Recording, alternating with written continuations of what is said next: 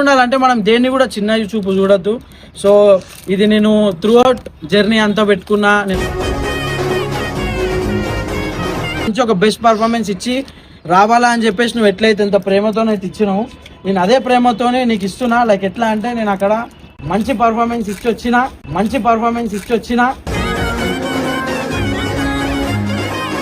మా హర్ష గురించి అయితే ఎంత చెప్పినా తక్కువనే.